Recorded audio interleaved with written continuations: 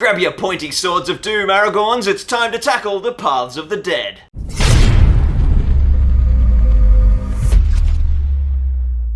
Welcome to Zorpazorp Gaming, my name's Lachlan Linton Keane, and today we're going to be doing an insane speed build for the Paths of the Dead. The Paths of the Dead are just an amazing location both in the movies and of course in the Return of the King video game, which is a huge inspiration for this project. I'm going to be heading over to Wellington this weekend to compete in the kind of Wellington League final over in New Zealand, which is sort of like their big national tournament, which I've been preparing for some time. But while we're over there, we're also going to be filming some very special battle reports. So today, I'm building the first board for those battle reports. It's kind of like a big kind of multi-section with different parts. It's going to be absolutely crazy. But of course, we've got lots of additional constraints because the terrain has to fit in my suitcase. It's got to be light, it's got to be durable, and I've also got about 5 hours to make it because I have to get on a plane very soon and I need this board built stat. So it's going to be absolutely awesome. So today what I'm going to do, instead of a traditional terrain kind of tutorial, because I just don't have the time, we're going to do like a run and gun kind of vlog. I'll time lapse a lot of my work, chat to you guys throughout the day or throughout the next 5 hours as I work on it and take you along with me. Now the other exciting update is right now, you guys are sitting on my brand new camera, which is going to be absolutely awesome, filming on all of this, all our extra kind of material, getting ready for the live stream. It's going to be absolutely fantastic. So all of that is absolutely still happening. We're looking to launch the live stream in December, so it's going to be, yeah, absolutely wicked. We're putting all the kind of pieces in place. We're getting all the new gear. We've almost got it all now. We've just got these big trips to New Zealand and Melbourne to make some amazing new content that you guys are going to love, and then we're focusing on the live stream. So stay tuned for that, but trust me, you ain't going to be disappointed. These special battle reports, yeah, they're going to be something else. Now, for those of you who know the video game and have spent a zillion hours on it like I have, you might remember that there's a lot more unit variety in the kind of Warriors of the Dead enemy than we've got in our normal SPG games. So what we've done is created a whole bunch of kind of extra custom units. You can see there's those 4 guys with halberds, which are basically just normal Warriors of the Dead, but they represent those awful heavy-hitting units with the big spears.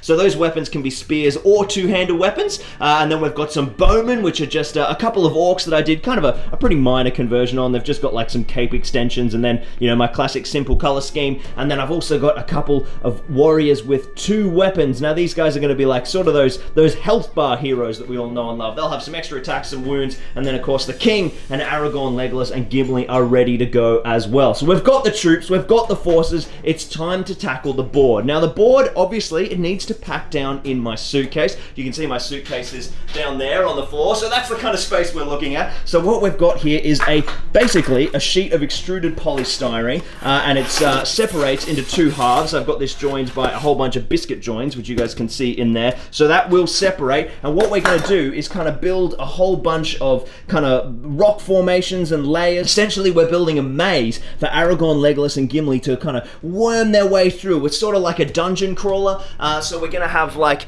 you know, Warriors of the Dead popping up, spawning at different points. Obviously, we're going to have a lot of skulls everywhere. There's going to be almost a bit of a D&D mechanic. Essentially, 1 player will be controlling the forces of the dead, and then 3 players will each have their character, Aragorn, Legolas, and Gimli, and then the kind of GM or the person controlling the Warriors of the Dead will be spawning in Warriors of the Dead to try and stop us from getting through our objectives. So that's sort of the first level to kind of represent the first section, and then we're going to have a bridge and a bit of a boss fight with the King of the Dead. So there's lots of awesome stuff to dive into. So what we'll do now is we'll jump in and start doing a bit of a design, working out the exact kind of formations. We want to have lots of those little skull channels. They're going to be like difficult terrain for the heroes, but not the Warriors of the Dead. We'll have all the little doors and skull clusters as spawn points, some kind of overlooks for the archers, and just build a cool little dungeon, essentially all out of just bits of extruded polystyrene. We'll use this thicker stuff, and then that'll go straight down to make our network of corridors. And then from then on, it's going to be pretty simple. After that, it's just hitting it with some textured paint, hitting it with some kind of gravels and soils, and giving it a bit of a paint to make it look nice and stony. So it's not going to be too crazy. Definitely something that you guys are going to be able to do super easy at home. But of course, the big thing is our skulls. So I basically put a call out to the community, and 3 of our local Queensland boys hit me up. So big thanks to Matty Hollis, Daniel Jones, and Cambo, you legends. I think they've all been on the channel at some point. Matty would have, so yeah, that's all of them. Obviously, Cambo was just in the Edoras report. Dan was was just on last week when in our Toowoomba tourney. So I've gathered up as many of these Citadel skull packs as I can because we just want the human skulls, right? So essentially this sprue, and we're gonna have skulls everywhere. Skulls in the little doorway, skulls in those big channels. You kind of in the video game, Aragorn, Legolas, and Gimli get slowed down as they walk through this misty skull kind of troughs, and then all the dead spawn up and kind of attack them. So we're going to have lots of cool stuff like that, just skulls everywhere, which are of course going to look amazing when we just drop that, you know, my favorite Citadel contrast paint, Skeleton Horde, straight on them. So yeah, it's going to look absolutely awesome. So I'm going to set up the time lapse. We'll get into designing the sort of dungeon, and I'll take you guys through the kind of design pieces once it's all starting to come together, and we can touch base and see how it's all turning out. But for now, let's get into this Paths of the Dead speed build.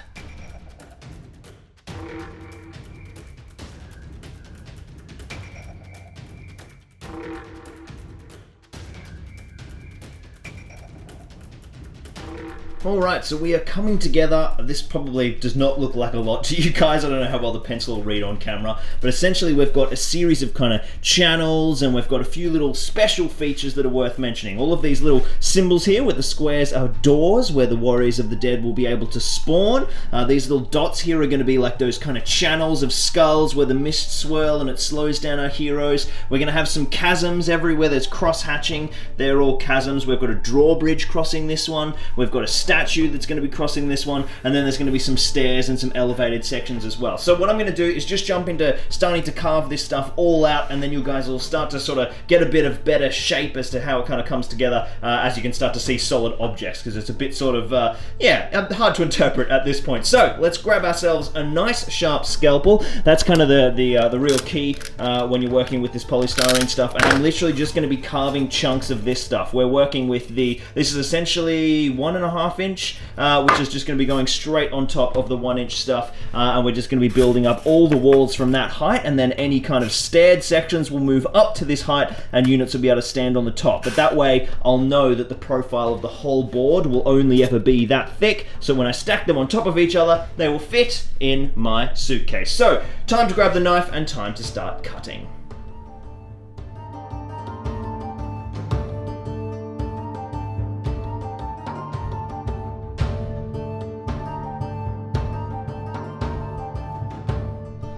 Alright, so 1 hour in, we are making progress. There is still a lot to do, but we've got basically the kind of big outline of all the different bits of foam and stuff. I've just blocked everything out, haven't done too much kind of hardcore carving, and you can sort of start to see it take shape. So what I'm going to do now that I've kind of got it blocked is I'm going to start at one end and kind of glue down, shape, sculpt, carve as I go across, get all of the brickwork carved in, assemble all the little doors and carve everything away, moving kind of across towards the end. You'll notice that there's just not a lot of negative space, so I'm thinking that I'm going to have to really shave down some of these walls and create a little bit more playable space, but at least we can sort of see it kind of taking shape now, which is good. And now what I'm going to do is, yeah, glue it down, shape it, and then we'll come in with kind of putties and a few other bits and pieces. So, coming together.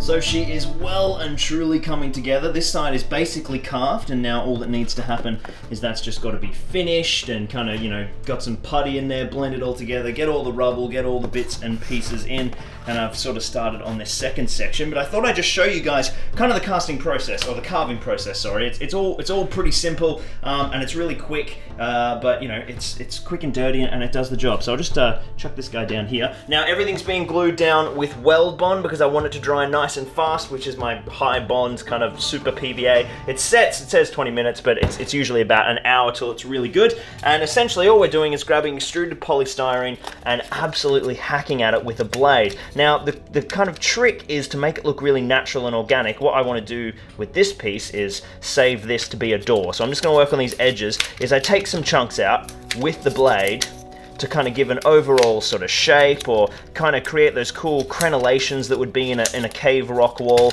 And then I just come in with my thumbs and my fingernails and really kind of dig in there and rip chunks out and kind of give it some really interesting organic forms. And you get just a little bit of texture, and you can just kind of really go into it and start to build up some really cool rocky textures. And now I guess the doors are really the only other element that are in the piece apart from normal stonework, and they're just really simple. It's kind of like my old school Osgiliath method, right? I just carve an arch, start with the sides, and then we zip on around.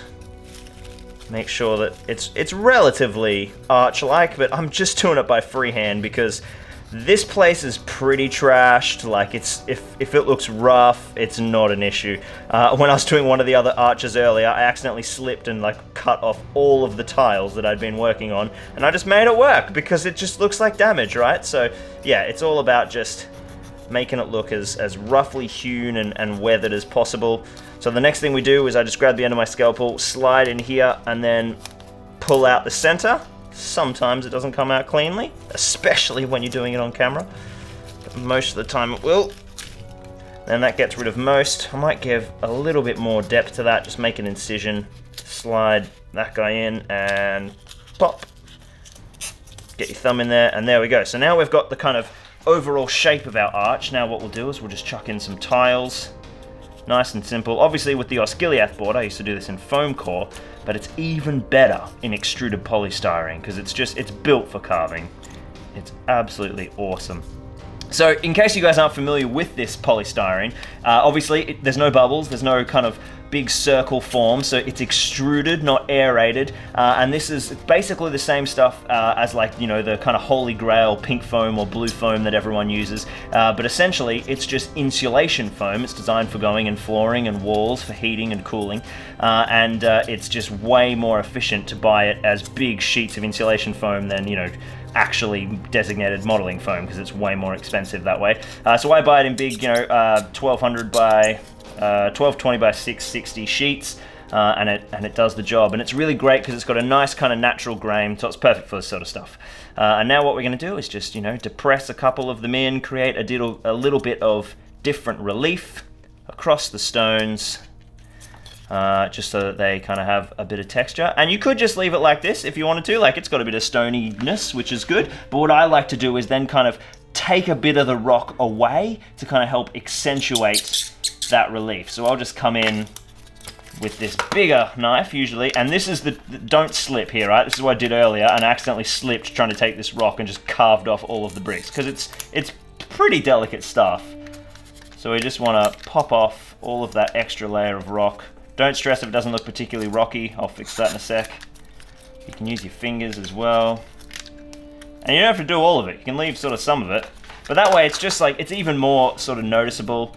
And now I'll just come in here and kind of re-texture this, get rid of my blade marks, and rip that away, particularly across the top of these big blocks as well. Looks really good. Make sure you're digging in and not just leaving completely flat. And there we go, a super, super cheap and dirty arch. Might just get in there a little bit more and thicken that out, and then we'll be able to fill the kind of bottom of this with skulls, and that'll be a perfect spawn point for some of our warriors of the dead, and looking absolutely awesome. So this guy is going to go, I'll just grab this for you guys, he's going to go in here somewhere and continue on and be another spawn point here as we continue on. And now I've got a little bit left to do. There's some stairwells and a few kind of gangways and causeways and another little spawny point and lots of really thin walls. You'll notice I've just widened the crap out of it because I've really thinned out all these walls and really created a lot more negative space. Got the drawbridge to do, so there's a few bits and pieces. I'll show you guys the whole thing once I've carved everything, and then we'll jump into filling and sealing and sanding and graveling and grouting. It's gonna look absolutely awesome. Coming together, coming together.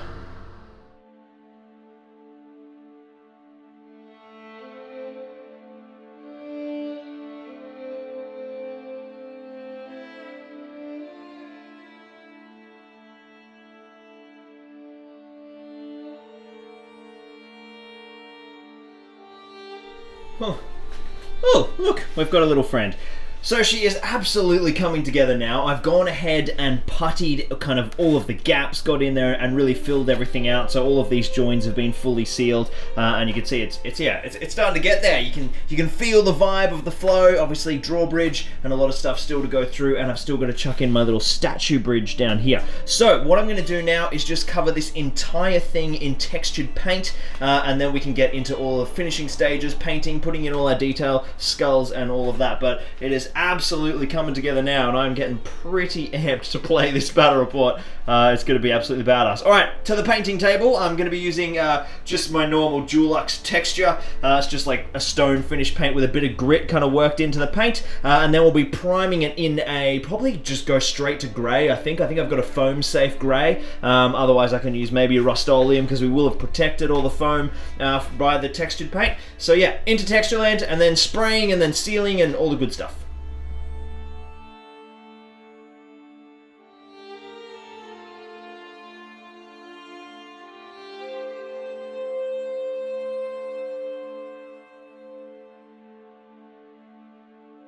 So we're at the pointy end now. It's getting into early evening, and I'm confident I'm still going to get it all done today, but it's taking a little bit longer than I sort of expected, because, you know, I'm a bit of a perfectionist as always. We can see that everything is primed now. I gave it a nice big thick coat of textured paint, kind of just all over everything, and then I hit it with one of my floral browns. This is a foam safe spray, which I just sort of hit everywhere over the brown. You can still see a little bit of that grey coming through or whatever, but it's no big deal. And now we're just going to hit it with a classic house paint kind of style, just hitting with some dark grey and some light grey. Nothing ridiculously sophisticated. I've also done us up a couple of little extra statues, and also some little door elements, which are going to be able to be sort of placed randomly by the Army of the Dead player, and get it all happening. They can sort of be summoned to block up little pathways and cause the heroes to go in different directions. So it's looking good. After that, it's skull time, and I have kind of chopped and primed a million skulls. I just primed them on the sprue and then gave them another dust. That's my kind of collection of skulls from the boys, and yeah, there must be nearly 300 or 400 in there, so that should be pretty awesome. We'll be able to glue them everywhere in a second. And as you can see, the FCG live stream is currently happening as we all preview the lists for Wellington this weekend. So yeah, it's getting pretty crazy. What day is it today? It's like, yeah, Wednesday afternoon, so one more day of packing up, and then we're off to Wellington tomorrow. So let's get this stuff painted. That'll have enough time to dry tomorrow, kind of overnight, to pack it into the suitcase tomorrow morning.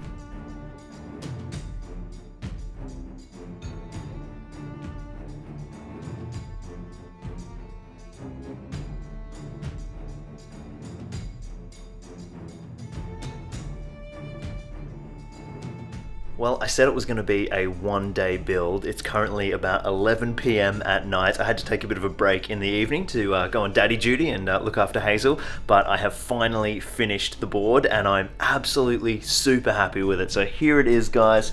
Kind of decked out a gorgeous little setup here. You can see I've added a whole bunch of final details. All of the skulls have gone in.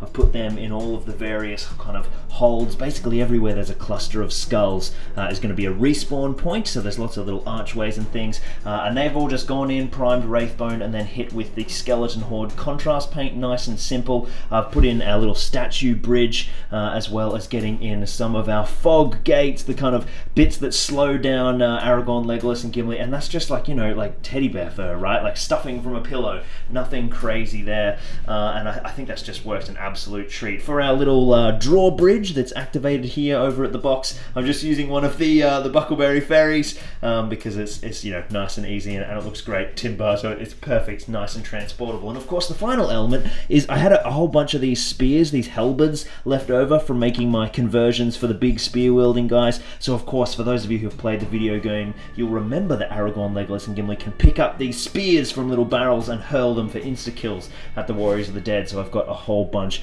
of those everywhere. So it's absolutely, I'm super happy with how it's come together, particularly you know, as it packs down. Really transportable. It's going to be easy to take over there to New Zealand, and it's going to be really fun to play on.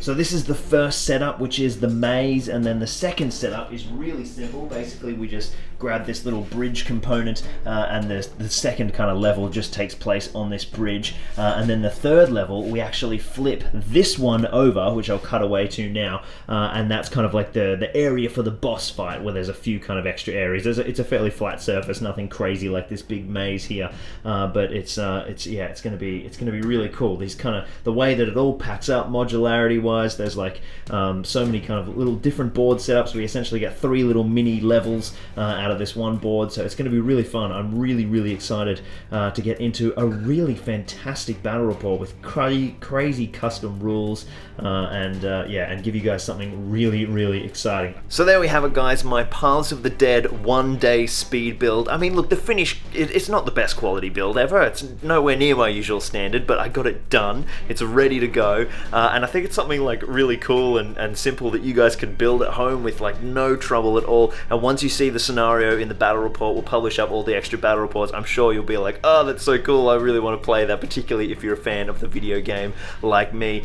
Make sure you check out all our other content here on the channel. If you haven't seen our battle reports or our terrain tutorials, definitely check that out. If this is the first one you're looking at, I have no idea why, but that's awesome, welcome. So yeah, make sure you check all of that, and get psyched, guys, because we have some amazing content coming out in the next kind of basically 2 to 3 weeks. We've got so much planned, and then of course leaping into a big live stream in December, so a lot on the way. Thank you so much for watching. We'll see you next time here at Zorpazorp Gaming. Cheers, guys. Oh, before you guys go, if you liked this kind of hobby vlog style, let me know down in the comments, because it's quite a fun way to do little project videos that I wouldn't normally turn into a big terrain tutorial, and it's not really that much of a hassle to kind of shoot a few little things here and there as I work and just set up some time lapses. So definitely let me know down in the comments, and also if this kind of content is the style of content that you like, please check out my mate Beard Clipper's channel. He's just started and he's doing some awesome stuff, and he's got a really kind of unique format where he loves to do sort of weekly hobby vlogs that kind of overview his whole process and all the different projects he's working on. And it's just, I really love just sort of putting it on in the background and listening to whatever he's working on during that week, and it kind of gets me really inspired. And it sort of gave me the idea of shooting this particular speed build project in this vlog style rather than like a traditional scenery tutorial like I would normally do. So if you like that style, definitely go and check out Beard Clipper. I'll put all the links down in the description. And Andy, the guy who runs it, is an absolute legend, a kind of big member of SPG as well, loves Lord of the Rings, loves Middle-earth, but plays lots of other systems and board games as well, so there's lots of cool stuff over there. But anyway, that's my friendly plug for Andy. Go check out Beard Clipper, and definitely let me know if you guys like this style of content for Zorpazorp as well. Anyway, I'm finally going now. I'll see you guys very soon with so much epic New Zealand content. Oh my god. Stay tuned. See you guys soon. Thanks for watching.